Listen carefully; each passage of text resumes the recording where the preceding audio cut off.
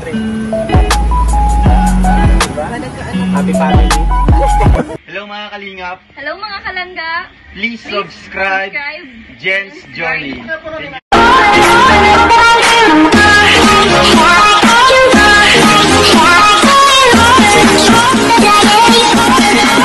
Hello mga kalingap at mga kalangga. Welcome back to my YouTube channel, Jen's Journey. So for today's video, syempre, same as usual, magre-reaction tayo sa vlog ni, syempre yung idol natin, Ruel of Malalag, and of course, but before that, syempre po natin kalimutan supportan Kuya Balmo Santos Matubang, Ate Edna Vlog, and syempre Kalingap Rob, nandun sila po sa Hong Kong ngayon. Mag-ingat po kayo dyan palagi, and syempre, keep safe and enjoy, and sa buong team pa po ng Kalingap.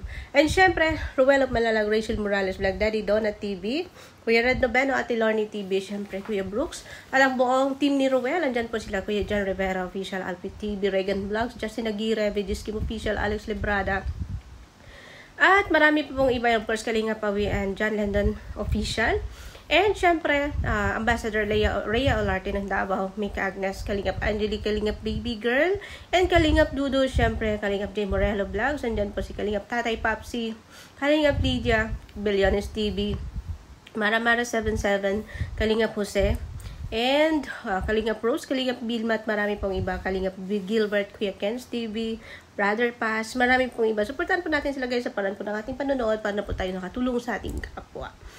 So, syempre dito tayo sa vlog ni Ruel of Malalag. Ayan sa vlog niya kay Erica, pang ano na to, pang part 15. So, dito guys, no, so nasubaybayan naman po natin ang pabahay po kay Erica, no. So itong latest vlog niya kay Erica 2 days ago. Ayan, ang saya na po, no. Ang saya po makita, no. Kung sa nakita po, unlike po before na nakikita po natin na sobrang kawawa po yung bahay nila. Although yung bahay nila nasimulan na siya pero hindi matapos kasi yun nga sa kakulangan po ng pera. So ayan, ayan po, malaking tulong po, no, Ruel of Malalag, syempre ang mga sponsors na wala pong sawang tumulong po kay Ruel sa mga pabahay niya, no, sa mga beneficiary po ni Ruel. So, isang karangalan po at napakaswerte po ninyo, Erica, no, sa pamilya. No, sa dami po naghahangad po ng tulong, isa po kayo sa napakaswerte. Daig niyo po may abroad, no, bigla kayo nagkaroon ng bahay, ng mga magagandang ganito, ganyan, nakakain ng ganito, no, nabigyan kayo ng mga pagkain, mga groceries at bigas. So, malaking tulong po yun, lalo na po sa sitwasyon po natin ngayon. Napakahirap po. Kahit ngayon may trabaho ka sa Pinas, pero sobrang hirap pa din.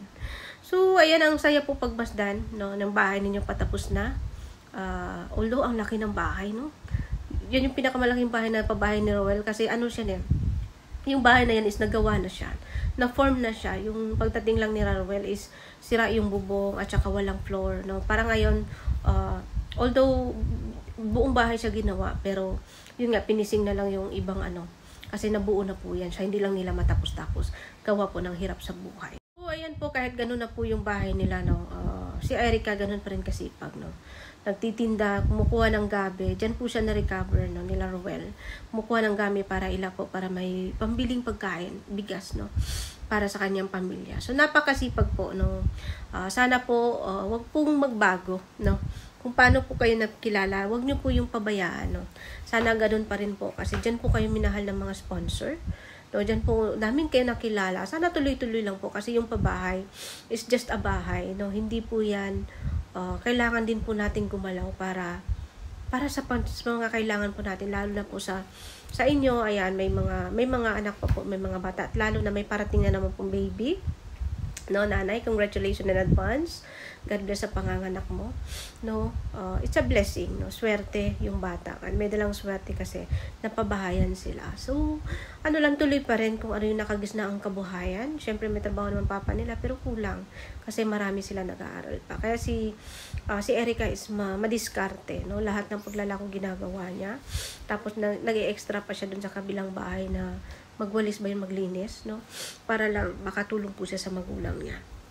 So napakahirap po ayan kay Erica na pinagsabay po niya pagdating po sa kanila, magtatrabaho pa po, no, magkukuha pa po ng gabi, maglalako. Sana ibahin na rin no? Yung nasabi ng mama niya na maggawa ng banana Q, yung maruya yun sa amin. Yun, maganda din yung kasi si Erica masipag siya yung maglako. Talagang nasasanay na siya.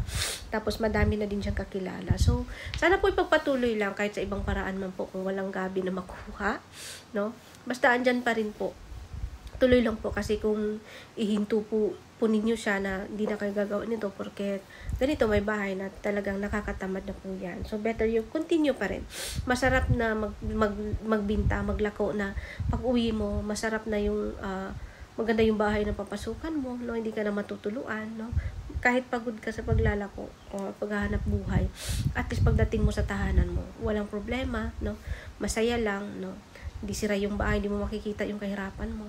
Unlike kung before, na pagod si Erica sa maglako, pag uwi niya ng bahay, nakikita pa niya yung kahirapan nila, no? Minsan wala pang pagkain, tapos tulo pa yung bubong, tapos wala pang yung papag, wala pang Ang hirap, yun ang sobrang nakakapagod. Unlike kung, ayan, okay na yung bahay nyo, maganda na, maglako ka dyan, pag uwi mo, masarap umuwi kasi excited ka, maganda yung bahay mo. Kumbaga, nakaka-relax na, no? Unlike po before. So, tuloy lang po, no, napakaswerte ninyo. Ayan, kaysa nakahanap po sa inyo si Kuya Marius Vlog, support po natin. Maraming salamat kay Kuya Marius Vlog na napakasipag, no? Ayan, nakapakasipag po ni Kuya Mario pumupunta sa mga sulok-sulok ng bundok. Ay, may nahanap pa po siyang iba, yung vlog din ni Roel, nabangan din natin yun. Pabahayan din yun ni Roel, yung batang ina din. Oh, yun, no, deserve din po yun. So, support lang po tayo guys, no, sa mga to all my viewers and subscribers from Rochelle, from Kalingap. Yan, marami pong salamat sa inyong tiwala po kay Jess Journey. And syempre sa iba ko pong upload guys, supportahan niyo po sa mga upload ko sa mga mabababa pong views ng mga vlogger ng Kalingap. Yan po yung goal natin kung bakit po tayo nandito. Hope support niyo rin, no, hindi lang po sa viral. So, ayan, yung mga dyan na pansinin po natin yung hindi napapansin, no?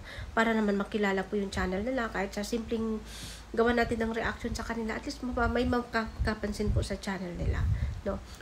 Palagi gawin na lang po natin palagi para mapapansin at mapapansin po.